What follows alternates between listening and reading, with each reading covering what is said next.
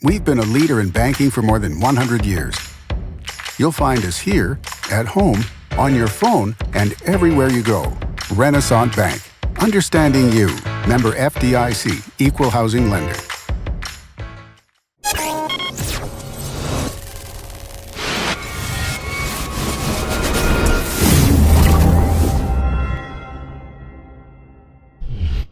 Sponsored by Renaissance Bank.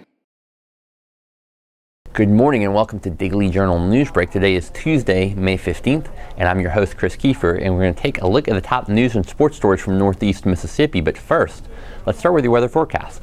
Today we're looking at partly cloudy skies with a high of 93 and a low of 67. Looking ahead at your 3-day outlook, lots of rain in the forecast. Wednesday is a 40% chance of rain with a high of 90 and a low of 66. Thursday, that's a 50% chance with a high down to 86 and a low of 66. And on Friday, the chance of rain is up to 80%, high of 87 and a low of 66. Let's take a look now at today's top headlines.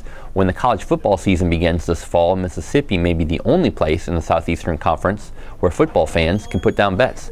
Mississippi Gaming Commission Executive Director Alan Godfrey said the casino regulator has already begun working on rules governing sports betting at the state's 28 casinos.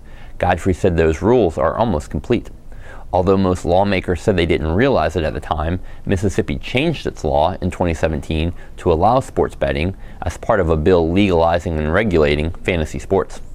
On Monday, the U.S. Supreme Court struck down a federal law that barred gambling on football, basketball, baseball, and other sports in most states.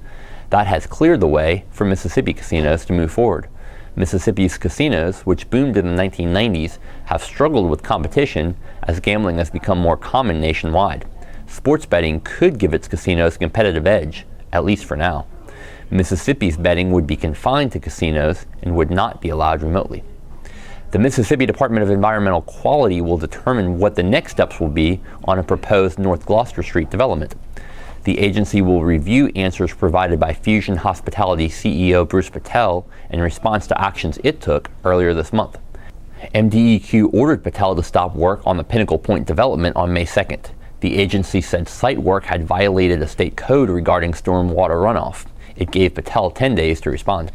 In his response, Patel said debris removal efforts accidentally breached a dam at a small farm pond in the area. Patel outlined efforts that had been taken to repair the breach. MDEQ said in a statement it would review Patel's response as expeditiously as possible. The next steps for the development project will depend on the outcome of that review. Initial plans for the development call for an $18 million investment in a senior living facility called Pinnacle Point of Tupelo. The development could reach up to $50 million with the addition of retail stores and restaurants. The site covers about 28 acres and stretches from the west side of North Gloster Street toward Legion Lake.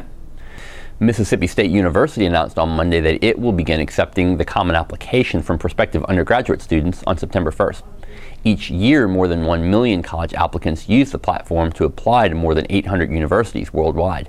The MSU admissions office aims to increase the number of applications it receives by making the process more efficient for high school and transfer students.